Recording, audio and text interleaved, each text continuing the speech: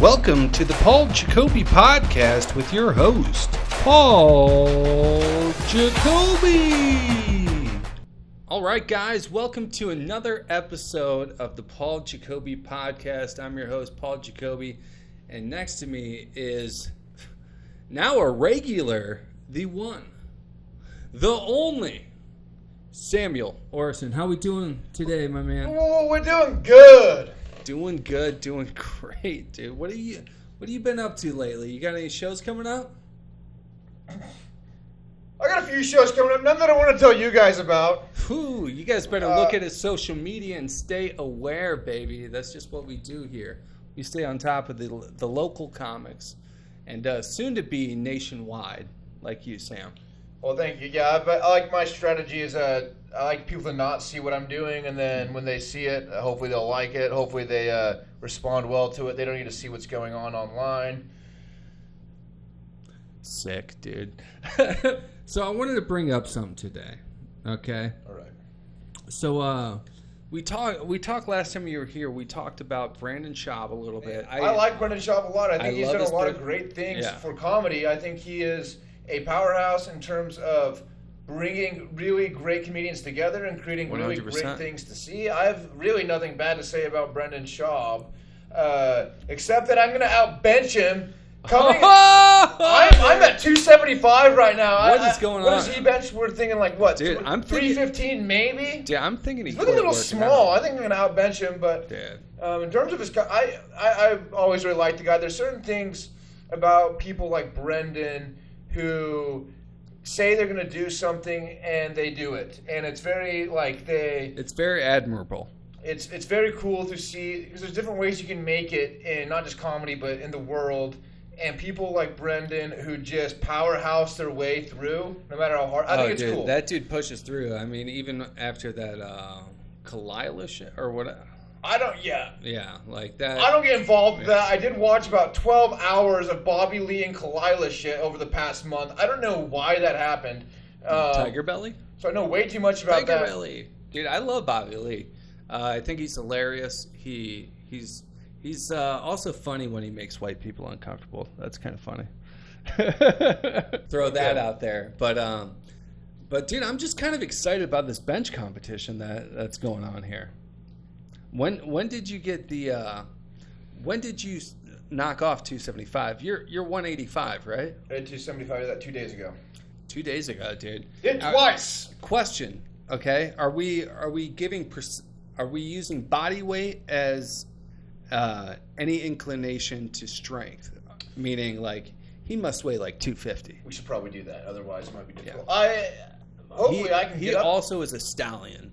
Like, Brendan Schaub is a thug, dude. But yeah, I think I can get there though. I'll get there. Dude, more power to you. Let's just move on from this. I don't know where I was going with it, but it was terrific. Dude, so what's your thoughts about Shane Gillis? I think Shane's probably one of the top 5 comedians right now.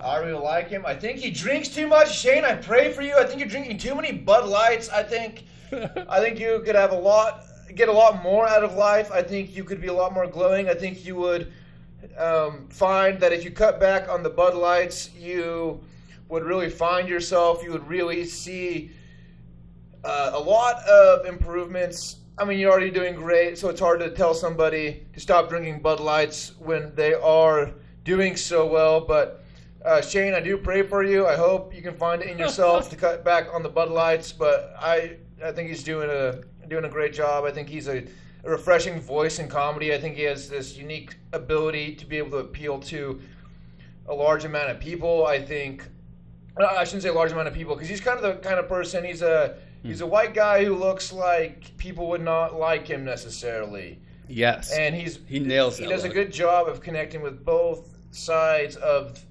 the comedic spectrum, if you want to call it that. And it's and I think that really just comes down to being such a good comic that he's another dude that is a big dude. Put the hat back on.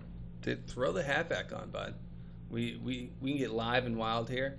But one thing I can tell you about him is, for me personally, I would say he is, in the last couple of years, he is the best special out. I went and saw him in person, even funnier. I was very surprised that he was even funnier in person. He does not deal with hecklers, by the way. Dude, literally, he was on stage at Brea, and he just looked at someone, he's like, shh. And I was like, oh, this dude gets down, dude. Like, low-key, Shane Gillis gets down. Like, he just tells people, he's like, I knew it was California. Like, dude, yeah, like he's about to rip someone's face off. And I respect him for that, to be honest with you. I'm not a big fan of hecklers. I've never really been heckled. Have you been heckled yet? We're not at that stage where we're getting I don't think we're going to be there for a little while. But one thing I got to say, though, is I'm not a big fan of Matt McCusker. Are you a big fan of Matt McCusker? I might be if I knew who the fuck that was. So that's Shane Gillis's crony that they do a podcast with. That's where he got in trouble. Okay. And that's why I'm not a fan of him. Matt McCusker is the type of dude that he's actually pretty funny, but he's the type of dude that riles people up. Okay. So, like, if you ever listen to their podcast, that is, if you think Shane Gillis is like wild on stage, like he does some edgy shit, their podcast is way above and beyond, and it's just Matt just egging Shane on, dude. And just ruffling feathers. Dude, that's honestly, I like the guy as a person. He's a terrible dog owner, the worst dog owner I've ever heard. You got to listen to this episode, shit dog owner. But yeah, long story short, dude, I just love Shane as a comedian so much, and I would be devastated if he got canceled again. So we can't fucking watch him. So Matt, you better watch out, bud. What do you mean get canceled? People don't really get canceled. How did he get canceled? He got kicked off SNL. Well, I mean, technically, he has one of the most popular specials on YouTube. Cancel's a flexible word nowadays. You know, like because it's not like he got kicked off of all social media like fucking crazy face. Pretty much everyone got kicked off, but he's not polarizing. In his defense, you know, dude, did you see that shit on Barstool? That was some bullshit on Barstool. That was so vague. No, dude. What shit on Barstool? Well, they got wasted for a podcast, a Barstool podcast, and Shane. Yeah, Shane. Drinking too many Bud Lights. That's what I'm saying. Chill out on the Bud Lights, dude. Well, he was fine, but the problem was there was an Asian guy there, and he heard that Shane might have been racist. He really didn't even know the dialogue or what Shane did, and he tried to fight him. He literally tried to fight him on a podcast, and Big Cat just sat there fucking. Big Cat was so drunk. He's like, just chill out. I don't know what he's saying, by the way. I don't know Big Cat. You don't know Big Cat? I don't know Big. That could be an actual Big Cat for all I know. I don't know who Big Cat is. You're really into cats to not know who Big Cat from Barstool is. I don't know Big Cat. He is a sports reporter from Chicago. Okay. Yeah, but long story short, Shane Gillis almost got attacked. And what the crazy thing to me is, like, Shane Gillis is 6'3", and like not in shape or anything, but he's a big guy. The balls on this guy kind of commend that he just went up and tried to attack a man that is well bigger than him. But loaded up on Bud Lights. Loaded up. Bubbling around. Dude, Shane handled it very well. Shane's a good guy. Yeah, Shane's a good guy. That's why I got problems with you, Matt. You're riling up our boy, dude. I don't want him to get in trouble. It's a thing, dude. Just go with it. I don't know what's going on all the time here. Dude, I don't see these good. Questions before I come on the podcast. That's the way to go, though. Another question, or talking point.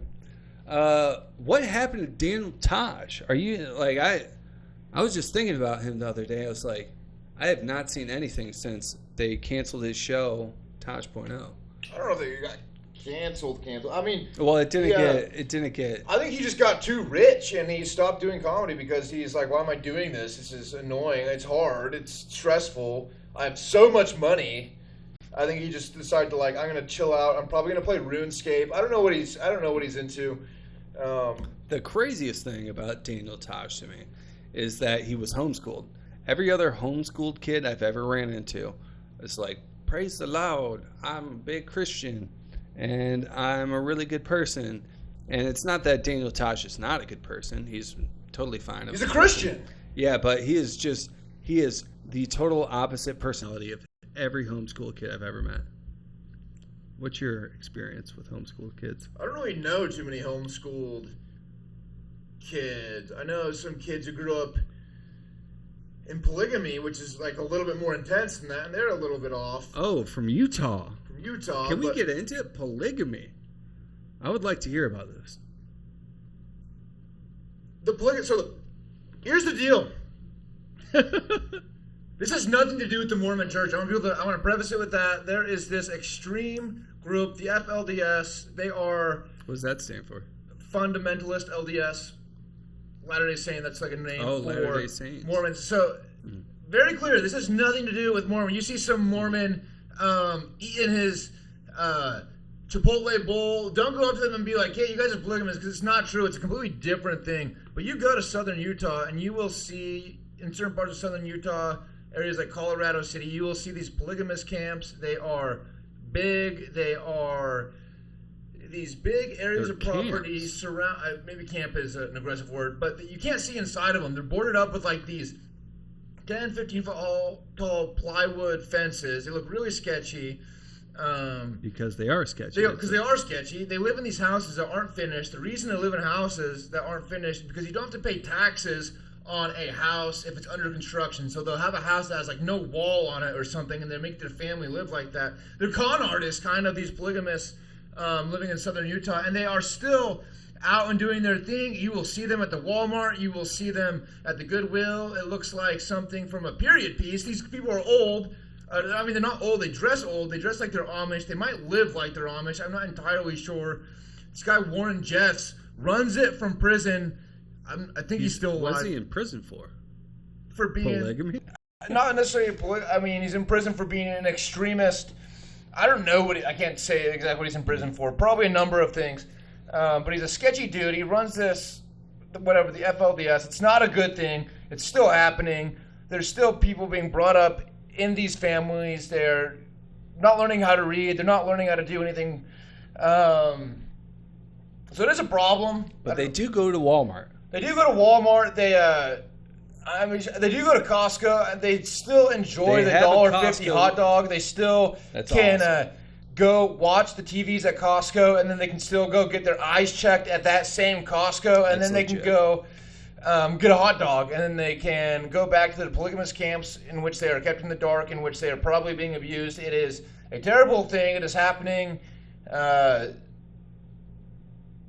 Have you ever been to one of these camps, Sammy? You know a lot about them. No, I don't go inside. I've heard terrible things. There's this thing called the God Squad. The God Squad. That sounds like from my understanding, anti-heroes. Well, it is like the FLDS is when you go into these camps, they have the God Squad, and it's like their self-regulating militia. So if you go in there, there's these stories about people who go in and they don't come out, and the rumor is that the God Squad gets them. So if you're some kid that wants to go in there and get some information like, oh, I'm going to create this cool doc that Vice is going to buy for me because I'm going to go into the fucking polygamous camps with my iPhone and I'm going to shoot these people with and then edit it together on my Mac and make this awesome documentary that Vice is going to buy for me. You think you're going to do that, and then they kill you and you don't come out. And that's the God Squad. God Squad. So don't go inside these. I mean, that's why I don't go inside. Also, what am I going to do in there? One thing I would like to also bring up, other than polygamy and squad, is our outfits. Our outfits are on fleek today. We have the black white beaters with the jorts on. What would you like to speak on shorts here shortly? Well, I'm being very serious right now. I have this style. I wear shorts. I wear tall black socks. I wear tanks underneath, and then I usually will wear a some sort of over flannel or something like that. People think it's a silly outfit. I promise you, it's sick. I promise you, in 4 or 5 years, everybody will be wearing this. Everybody will be wearing this. I have people come up to me, real people who like fashion, people who are dressed nice, and they say, I think you're onto something, and I agree. So right now, if you see me, people will think I'm dressed a little bit silly. I promise you, 2 to 3 years, everybody will be wearing white beaters, some sort of collared shirt over, tight, short shorts that cut off just above the knee-high socks, and some sort of boot. I promise you. I love the cheetah boot. The cheetah boot. Where'd you get the cheetah boots at? I got the cheetah boots on Macy's. They were on sale. They were $35. That's a deal. That's a deal, guys. You heard it first. Here first. Cheetah boots, knee-high socks, jorts, button-up, and black white beaters, guys. It's right there. It's in plain view. And I also got a comment that you have a wonderful mustache as well and rock it very nicely. Thank you. Thank you. All right. A little bit more to go. What's your... have you ever ran into any... for instance, we talked about this a couple weeks ago. I ran into Tom Segura. You know, I talked to him a little bit. I built up this courage to be like, yo, do you have any advice for any new comics? And he ended up being so cool about shit. Do you have any experiences like that with any famous comics so far on your journey? No, not really. I'm not super starstruck, I guess you would say. I think it's because I'm kind of a little bit of an insane person. So in my mind, I'm like, I'm already like these people. So I don't want to be like... Dude, honestly, I have a... so basically, it's you're trying to... It's already like you're internalizing the stardom, so it will manifest, right? Yeah, I've always just kind of felt like when I see somebody famous, it doesn't... In my mind, it's like, we get each other because we're this, like, it's delusional because I'm not. It's completely delusional, but in my mind, it's like, I'm just as famous as you. I'm just not there yet in my mind. Undiscovered. Yeah, so it's like, for me, I don't really look at comedians or, when I was doing music, these other people as like, oh my God, I'm meeting this person. Because in my mind, it's like, we're peers, we're on the same level. So like, why would I go up to somebody on my same... It's more kind of like you guys are both treasures, but their treasure was discovered so far. Yeah. And so I just have never got that starstruck thing. I just like don't... I think it's an ego. It's like a way I'm protecting my own ego, being like, I'm just like you, having none of the credentials, having nothing to back that up. But in my mind, it's the same. I do a thing where I visualize walking out on a stage that's just like, think of like any like if you walked out on a stage like Bill Burr just did at like Fenway Park, where it's just like a huge stadium full of people, and I always see the stage and I see the bright lights and I see the people, and I just like it's weird because it was like came to me in just a daydream, but now I do it because I'm like, maybe if these sort of crazy people are right about this manifestation of thoughts and whatnot, it's like I'm gonna give it my try. I'm gonna keep looking back into that. What's your thoughts about manifesting thoughts and visions? Yeah, I think it can be I think it can definitely be helpful. I think I see a lot of people who do the opposite, where they focus on the negative stuff. What's what couldn't happen, all that. I think most comedians are completely delusional, so you'll see a lot of them being able to be like, there's just like this blind confidence in a lot of comedians that I really like, because I'm like that. Yeah, I'm the kind of person who's like, I can do this. And if you ask me based off what, it'd be like, I can, and then I have none of the credentials. I have nothing like that, and you see that with a lot of comedians. Who you see, like I can tell. I can look at a lot of. I have, you can just look at someone like this guy is not going to make it like he thinks he is. He is just oh my god! You see some open micer starting comedy at 55 years old, and you're just like, and he comes up and he's like, I'm just trying to, I'm gonna start doing this, and like I need to figure out my plan. It's like, dude, the plan is to go home. What do you mean? You're too old. Sometimes you are too old to do things. Let's be real. Dude, I gotta be honest about some of these open micers. I've watched probably like I'm just gonna say 10 that I will constantly see at open mics, and I give their passions there. Their passion for comedy is there. Their passion for wanting to get up on stage is there. But I just see them bomb time after time, and it's so hard because you end up growing a relationship with these people, and you like them personally, and you just watch them go over and over and just do jokes that don't work, then do those jokes multiple times, and it just grinding and grinding and grinding, and it's almost like I almost feel like they might be slightly delusional. Yeah, okay, not slightly delusional. Comics are mentally ill. That like seriously, if you're gonna get up on stage and think, oh my god, I'm gonna be so famous, people are gonna pay to listen to me scream into this microphone because the world needs to hear what I have to say about the trans community. You are insane. You're absolutely delusional. There's no comic I know who is, if they were, they would not be doing comedy. They would be doing anything else where you can actually make money, where you can actually have an impact.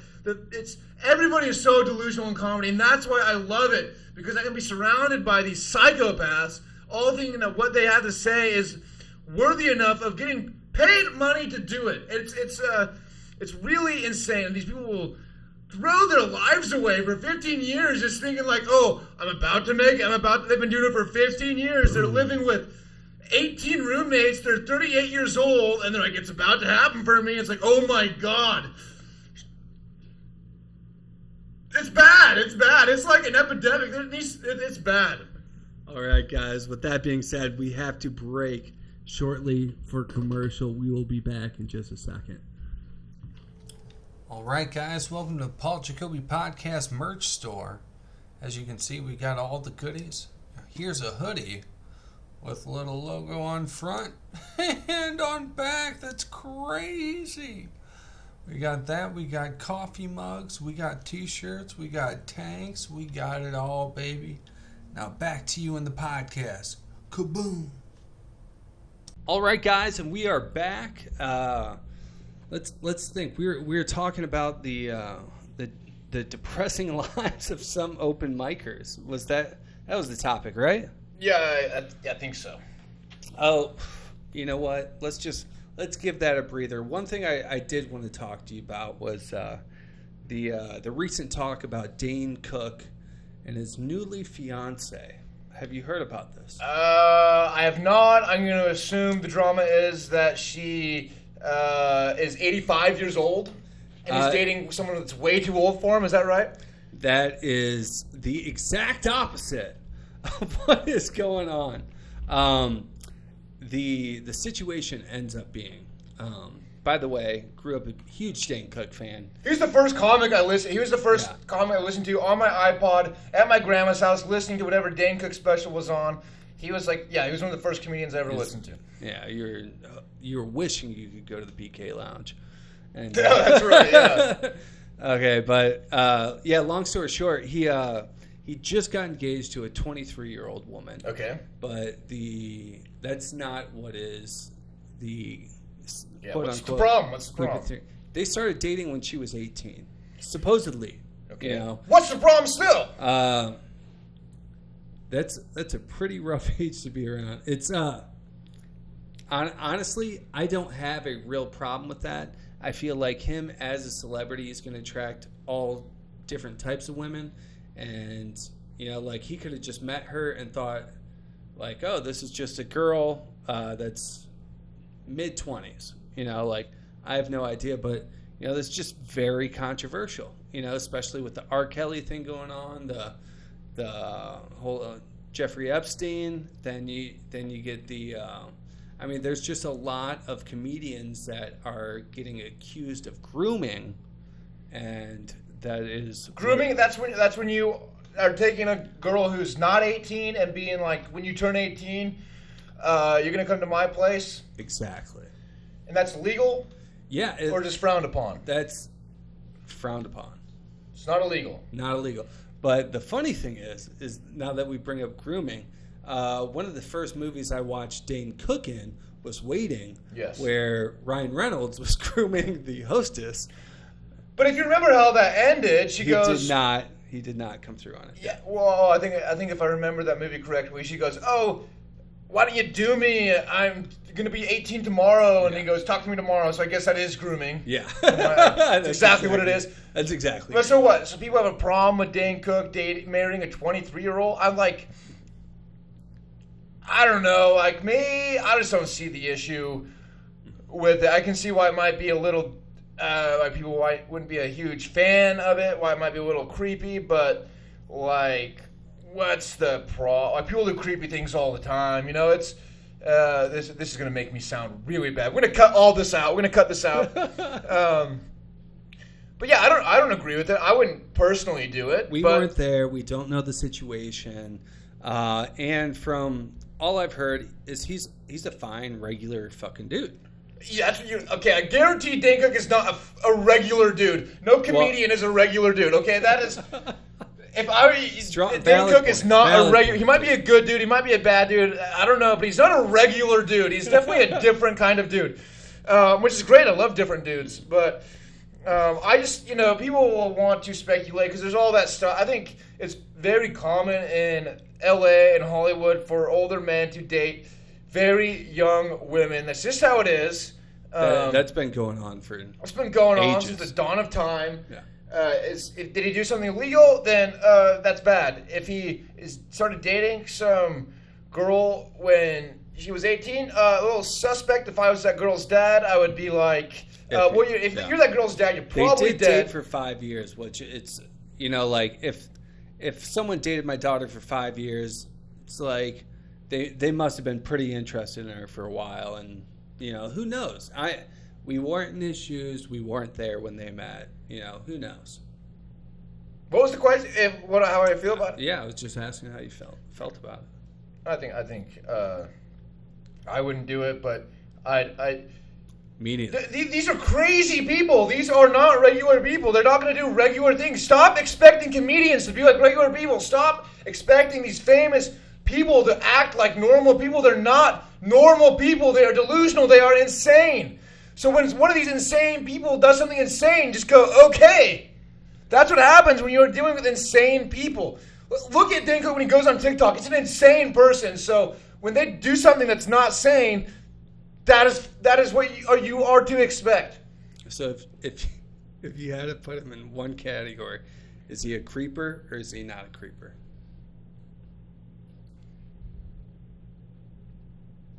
I would say he's a creeper unless he wants me to feature for him at the Laugh Factory. Then he's not a creeper. He is on all the time at the Laugh Factory. Yeah. So if he's not, if you book me opening for you, Dane, at the Laugh Factory, I will redact this statement. I don't really have an opinion. I don't have too many strong opinions. Honestly, I'm in the same boat with you.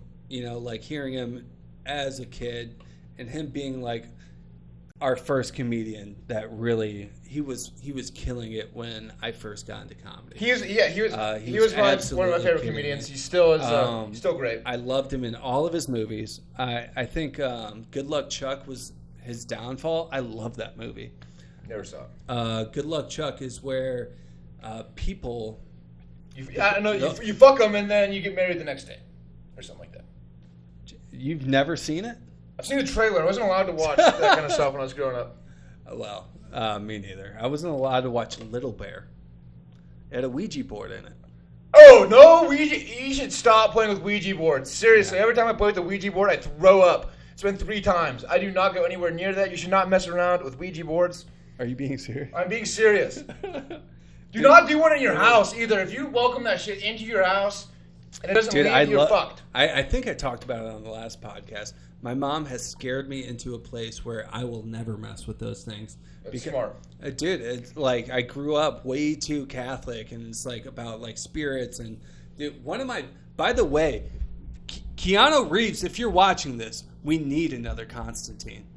You need to pay for it, dude. I will pay for the movie, but just pay for the damn fucking film, dude. Constantine 2 needs to come. Have you seen Constantine? No, I don't like Keanu Reeves. I just don't. I'd like to see him do something human. I feel like he is too likable. It makes me not like him. I want to see him.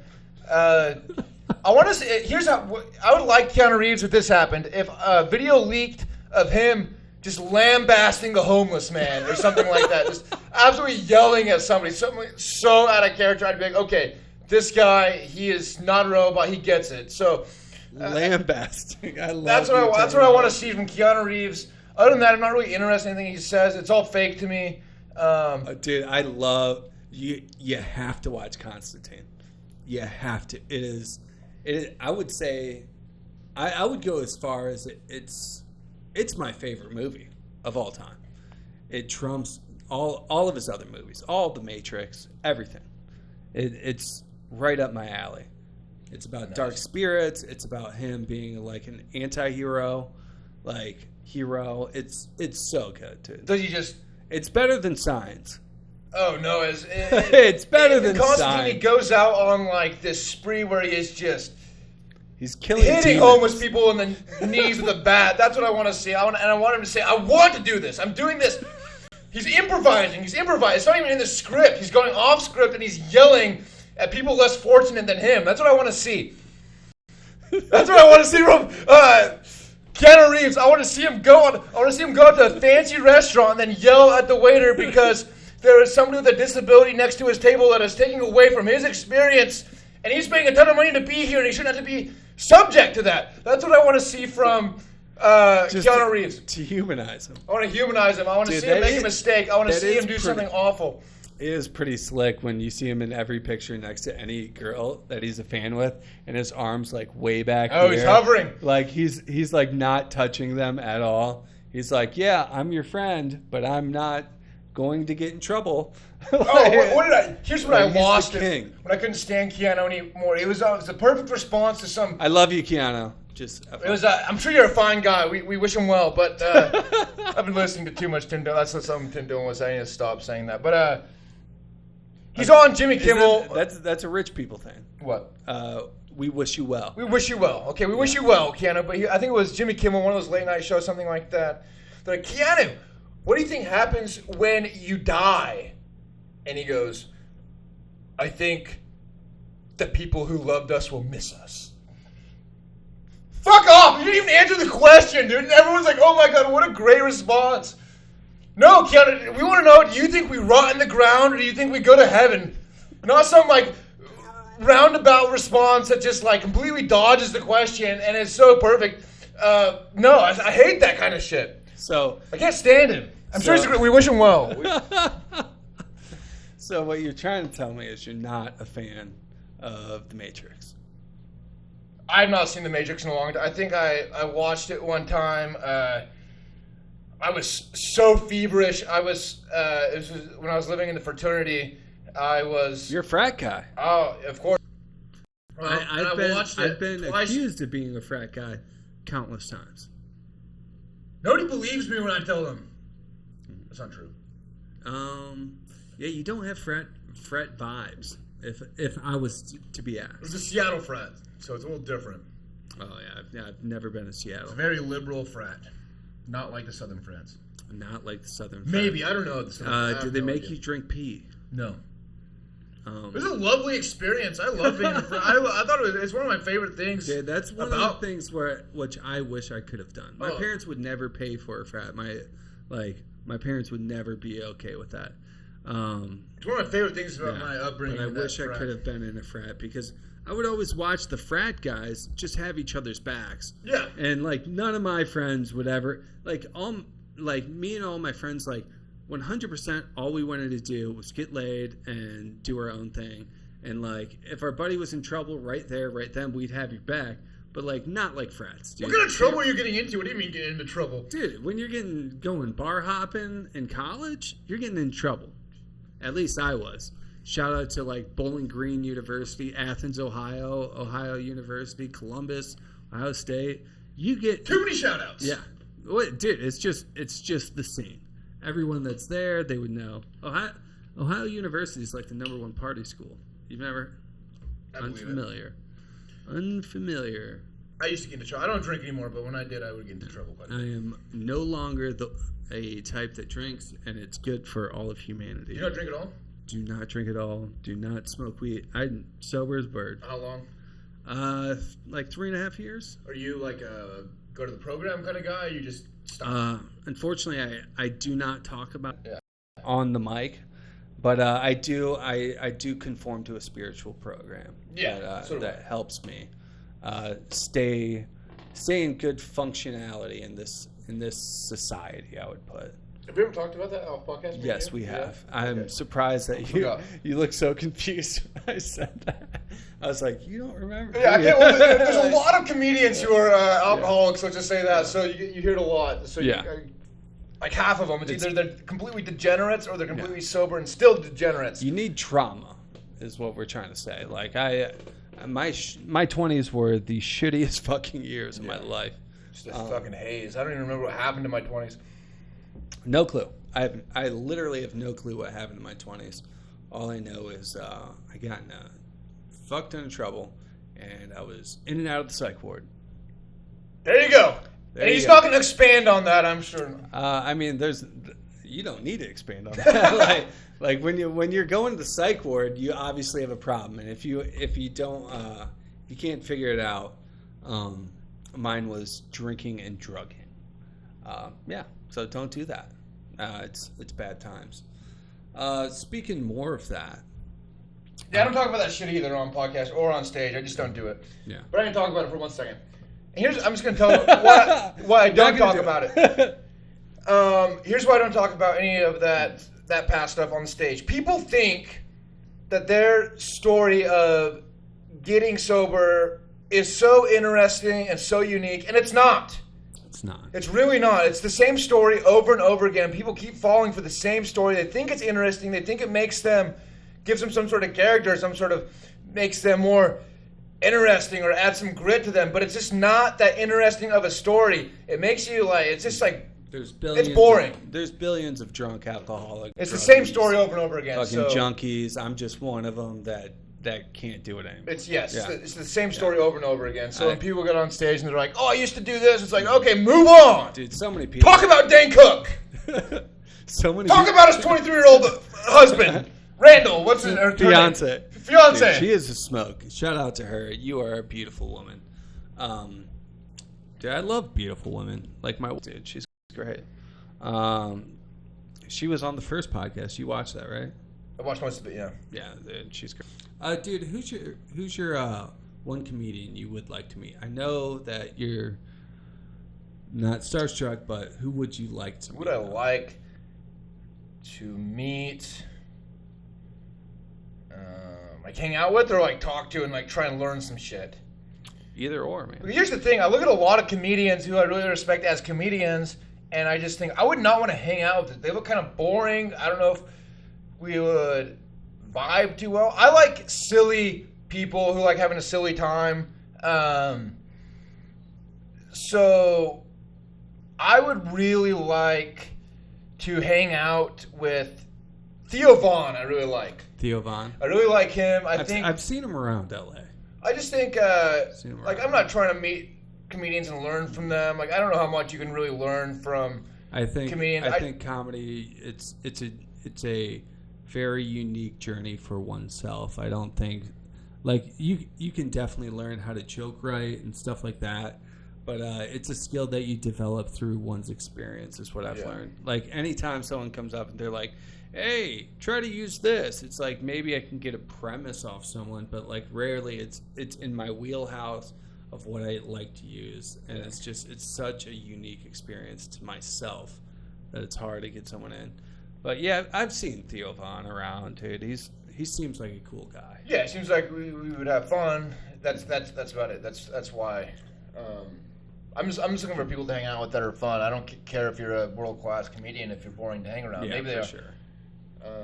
For sure. One thing I do like about the open mics is, like, don't get me wrong. I've ran into plenty of shitty people that, like, it's just people are people, you know. But there's a lot of good people at the open mics that you vibe with. Like I knew I was gonna vibe with you. Not after the second open mic. The Hollywood one where I bombed and I hated everyone, including myself. But like when you go to enough of these things and you hear people's comedy and you're like, oh, this dude's funny, then you talk to him a little bit. And I mean, like, you might as well. Some people will be shy and not talk when you run into them a bunch of times. But when I see you 5 or 6 times, I'm going to be like, yo, what's up?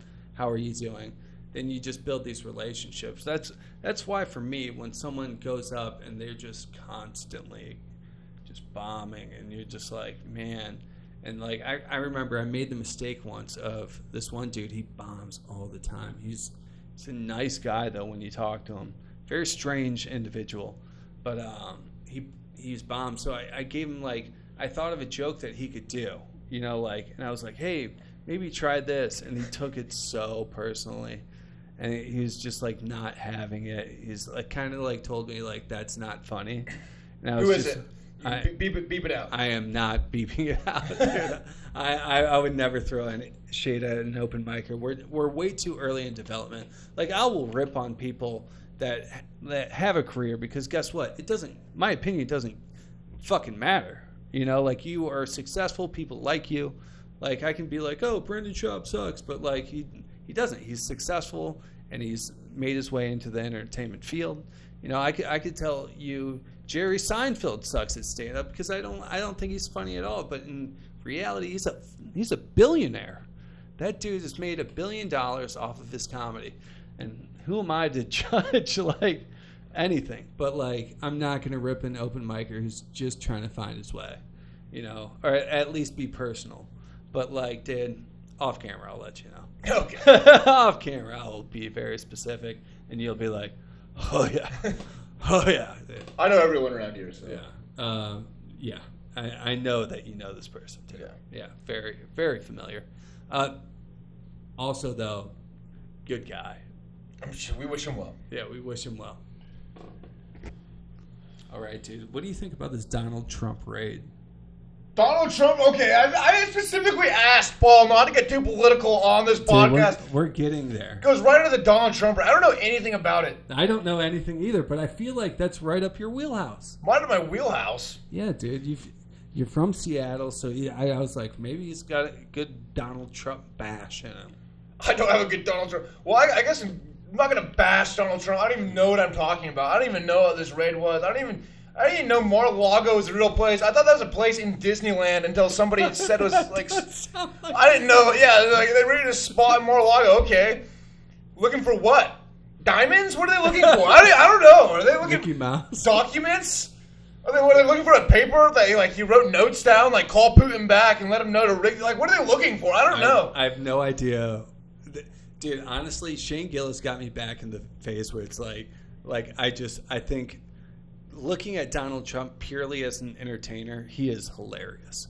I think he's the type of person that he knows how to invoke emotion from a person on TV. He's just, you know, like he's very successful at that.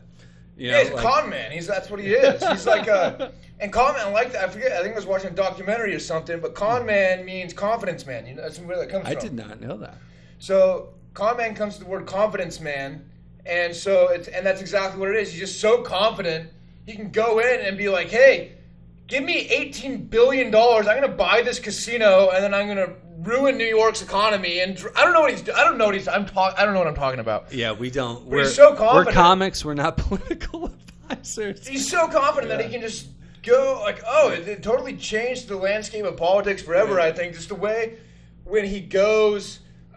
Shane Gillis has this bit in his special. He goes, if you want to be entertained, go on YouTube and look up Trump highlights. That's a good night. After I watched that special, I'm like, okay, what is it about? I watched the Trump highlights. It is truly a sight to be seen. Because I never really followed it too closely. And then you go see him at these presidential debates. These presidential debates are so funny because nobody was expecting this. Nobody thought that you could just be somebody like Trump and just go wrong. And nobody had a comeback to it. Nobody had anything they could say. And he would, not only would he do that, he would dish out legit insults. Yeah. Oh, let's hear it for small Marco Rubio. Little Marco. Like, literally call him, like, dead-eyed Jeb. Whatever you're saying, like, you're literally dishing out, like, what is going on right now?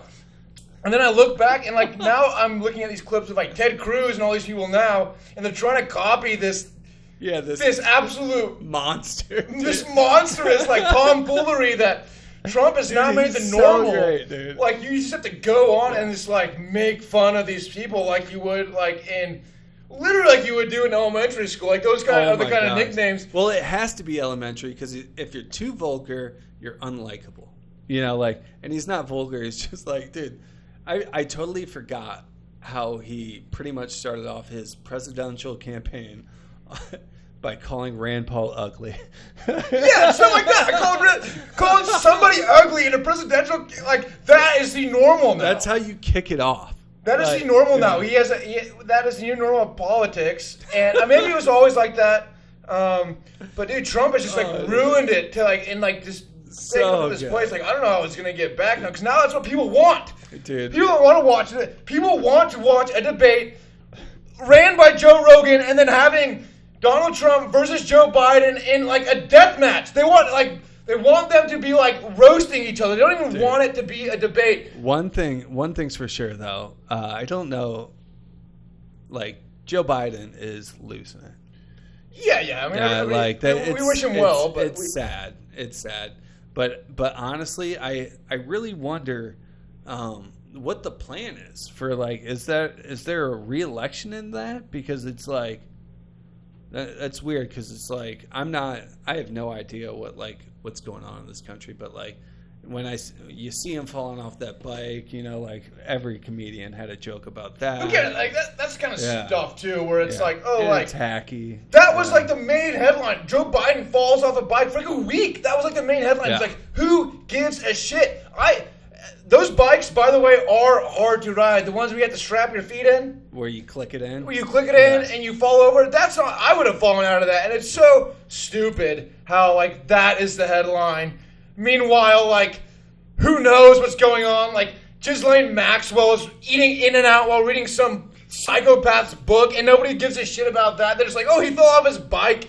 It's dude. Who's ever the puppeteer of our society is very good at what they do. Yeah, and I wonder who it is. I think it's Jack from Jack in the Box. I think he's the one that's behind all this. He's trying to sell more tacos to the mainstream. I did a Jack in the Box commercial once. What do you mean you did, Jack? Like, I worked on it. Like, you did? As a PA. Yeah. I love Jack. That's one of my favorite mascots and ads. I think he's great. What? All right. We got to go on break. Let's break. All right, guys. Welcome to Paul Jacoby Podcast merch store. As you can see, we got all the goodies. Here's a hoodie with a little logo on front and on back. That's crazy. We got that. We got coffee mugs. We got t-shirts. We got tanks. We got it all, baby. Now back to you in the podcast. Kaboom. All right, guys, and we're back from break. Let's just rolling through my talking points earlier. I remember we were speaking about your experience in Utah, growing up there and whatnot. What's your thoughts about Elizabeth Smart? So unnatural the way that this got brought up. Here's the thing. Okay, I asked Paul. Here's something that happened recently. If you guys don't know who Elizabeth Smart is, it's kind of happened a long time ago. In Utah, she was famously kidnapped from her home. It's a terrible story. Give us your opinions, too, by the way, in the comments. We'd love to hear your opinions. Give us your opinions. I don't want to hear your, but maybe Paul does. Here's what's going on, though. So there's this horrific story. This girl got stolen from her house in Utah. It's a huge thing.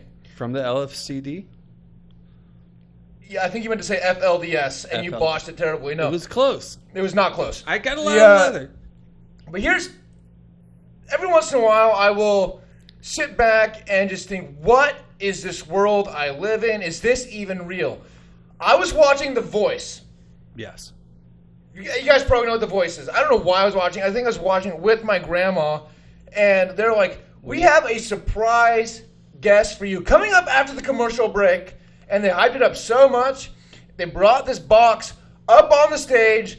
And Elizabeth Smart popped out of the box. And I'm like, what the fuck is going on? I didn't even know they found her yet. And I'm like, this is surprising shit. I thought it was some sick joke that they you CGI to bring back this kidnapped girl. And I'm like, what is going on here? And then she starts singing. Cut this out. I don't want to. This doesn't make any sense. No, this doesn't make any sense. So Elizabeth Smart, she was never found, or she was found? She was found. I didn't know she was found until they brought her out on The Voice. So this as was special a surprise guest. to you. It was a surprise to me. And it's also just like, what is launching your kidnapping into a spot on The Voice? That is like the most. Isn't that weird that people that very traumatic things people getting kidnapped. People are going to try and get kidnapped now to get on The Voice. They're going to think, I don't have to wait in this long-ass line outside in the heat all day. I can just get kidnapped and assaulted probably for a decade. They can find me, and then that's how I'll get on The Voice. That is going to be the problem with this. You just pop out of a box. And you pop out of a box. All right, we wish her well. We wish her well. Dude, cut that out. I don't want to talk about it. All right, we're cutting it. We're cutting it. We're keeping it. We're going to keep it. Okay, so we were speaking earlier, though, off camera, about who's that senator got a DUI? Her husband got a DUI. Nancy Pelosi's husband got a DUI. The dude looks like he's about dead. He's old as shit. Yes, he is very old, but he's a hell of a tradesman. What do you think he was drinking? Did it say? He looks like a whiskey guy. Yeah, I bet he was pounding. He's probably pounding Jaeger. Or scotch. He's like, you give me a scotch on the He rock. probably just was drinking Mike's Hard Lemonade, didn't know it had alcohol in it, and next thing you know, that's his excuse. Oh my God, I didn't know these had lemonade. Hanging out. I just had 9 lemonades for the sake of having lemonade. I didn't know they had booze in them. And he just gave out a bunch of insider trading tips to Nancy. Who has, fat titties. Yeah, we all know that. We all know that. Where did that come from? That's another Andrew Schultz thing. Talking about them big old voluptuous boobies. Oh yeah, that was a surprise to all of us. That came out at a strategic time, right when her husband. Okay, yeah, right when her husband gets a DUI, all of a sudden this photo comes out of her on the beach, thinking that's going to distract us from her loose husband. What do you want to call it? She wanted to run for president. Why didn't she whip it out then? Did she want to run for president? Yeah, it was her, Elizabeth Warren, and Joe Biden were the top people of the Democratic Party. I think. I'm not joking right now. I thought Nancy Pelosi was a Republican. Really? I don't pay much attention to what's going on. She's like the head Democrat. I did not know that. I thought she was a Republican. Well, you watched Shane Gillis' thing. His special. Did he say something about that? Yeah. His dad's a big Fox News guy. Yeah. So he would go in and he'd ask his dad. He's like, you know what, Dad? So what is going on? And it's his dad has a hard time remembering these facts because he's just drunk all the time watching the news. And he's like, you really want to know what's going on? I'll tell you what's going on. And he's like, well, Nancy Pelosi's a bitch. That was the news to him. That was the news to him. The only news that he would get is that Nancy Pelosi's a bitch. I think I thought she was a Republican. I think because she is Republican titties. I can tell you. The only if I've seen some red state titties, she's got them. Well, Paul would know. I just assumed because all the insider trading that seems very obvious to most people. That seems like that is a red pill thing. I just assumed. Yeah, maybe that's me being too quick to judge. I guess so, Dan. I guess, but I believe I've known Nancy. Again, I'm not too big in politics, but I think she's been around for 20 years, the top girl. Yeah, she's rich. She's got that insider info. Everybody is trying to match her trades on Wall Street bets. It's good for her. We wish her well. Dude, all those senators and stuff, they went to Harvard and shit. It's like, dude, and honestly, like, you go to Harvard, you're going to make some connections. You know what I mean? Like, more power to you, Nance. More power to you and the big old boobies. We wish your husband well, too. Yeah, wish your husband well. Tip the hat to you, big guy. You're no Tom Segura's, but neither of us are either, to be honest with you. No. Yeah, he's the man. He did get shot recently, so we brought that up on a podcast. What do you mean shot? He shot himself in his leg. Who did? Tom Segura. Very recently at a ranch. That dude. He must have skimmed him or something like that. What do you mean he shot himself? It's on his Instagram. Tom. Well, you got to pull that up, but like he shot himself in his leg. I hate. That's why I don't like guns. Mm-hmm. I just it just seems like I've been shooting with a buddy once, and honestly, when I pulled the trigger, I was like, wow, there's so much power in these things. Yeah, and they scared the hell out of me. Just way less likely to get shot by a gun. It's so much fun, though. It's so much fun. Oh my God, they're terrible. It's like you are sitting there. There's bullets blasting by. This is like just like what. It does not make me feel more. If there is a gun going off around you, you're a lot more likely to get hit by the bullet than if there is no gun going off around you. I think. Talking to people, do you have any military friends? Yes. I was about to say, you talk to some dudes with some real wartime stories.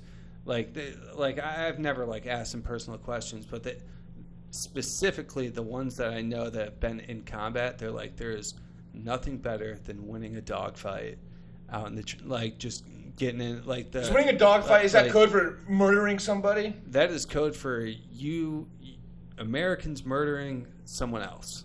Okay. I can be that specific with it, but they've told me there's no bigger high in the world. It is than killing somebody. Oh my God! See, that is. I didn't do it. Oh my God, that is I don't know, man. I just there's no way that could be something that I would ever. It's been around for thousands and thousands of years. Just imagine that we recently got out of mostly hand-to-hand combat.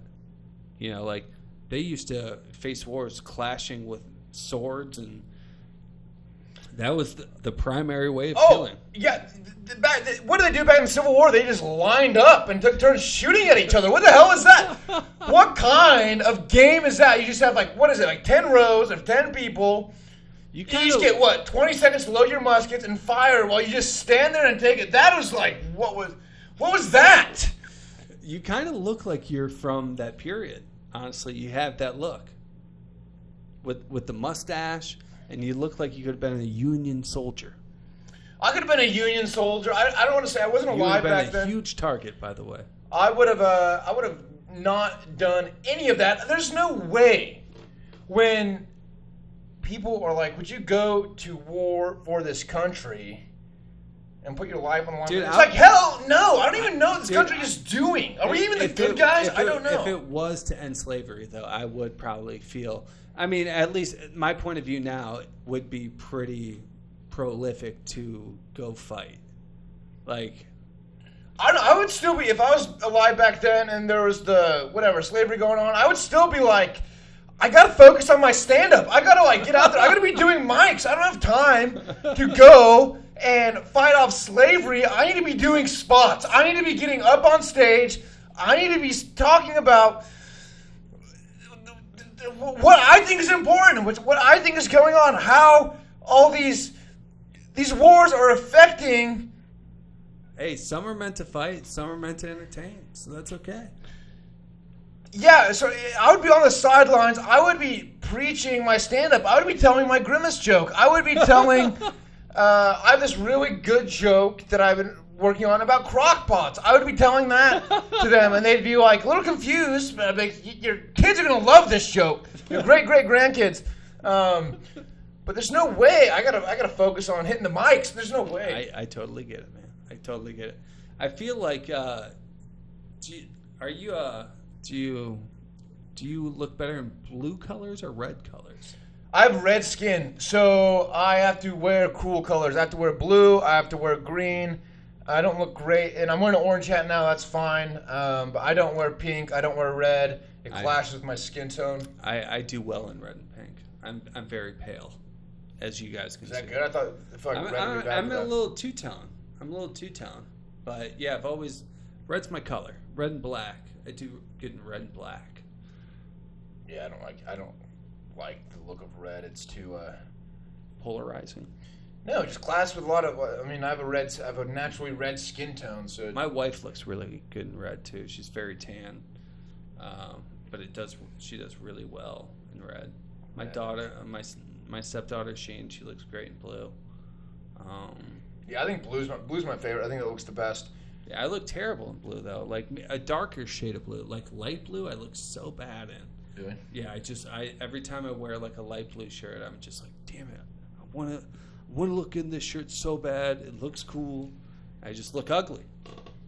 Plain and simple, guys. Plain and simple. So, speaking earlier about insider trading, Sam. Yes. Let's go further into that. If you had the opportunity to inside trade without any legal implications, would you do so? What? Of course you would. What do you mean? If there's no legal complications, would you do so? I don't know. Yeah, maybe you're a man of virtue. No. There's no. Everybody's lying to you all the time. The stock market is fake. You have to realize that the stock market is fake. It's all based off perception. It's all based off. Who knows what it's based off? I don't know what it's based off of, but the puppeteers, guys. The puppeteers. We're talking about the puppeteers here. They're in control. They're in cahoots with the filthy rich. Let's get into that. No. The Anunnaki, dude. The Anunnaki has nothing to do with this. I don't know. What about the gold? There's no way I would insider trade, though. It's terrifying. I'm the kind of person where if I do something illegal or wrong, you feel really bad about it. Well, not only I feel really bad, I just can't stop thinking about I am going to get busted for this. Yeah. So there's no way. That shit haunts me. I have the same thing. I can't have I have the same thing. Done a crime and then being like, oh, I got away with that. No, I'd be thinking about that every single second. Every time somebody knocked on the door, I'd be like, this is it. I'm out. The guilty They're conscience. going to kill me. Yeah, I just. You'd be like Eminem. There's no and way. Dr. Dre. I don't know if people can live their lives like that. I know some people who can live with so many things, so many people after them. Their enemies are after them all the time, and they're just like, this is totally fine. I'm going to. At any second, they could be brought down. So, I don't know if people like Trump have done anything illegal. I don't know if they have. I can't speak to that. But if I did, I would just be paranoid the whole time. Oh, they invaded my place at Mar-a-Lago. This is it. I'm going down. The Disney campus. Oh my God, I could not live that way. All right, guys. Well, let's end there. What do you think? That's a pretty good podcast. Yeah, we'll see. I don't know if anything in the last one was. We'll figure it out. But hey, guys, thank you so much for joining me and Sam. Sam, give a cheerful goodbye to our crowd of our newly become. See you next time. See you next time, guys. Thank you. Bye-bye.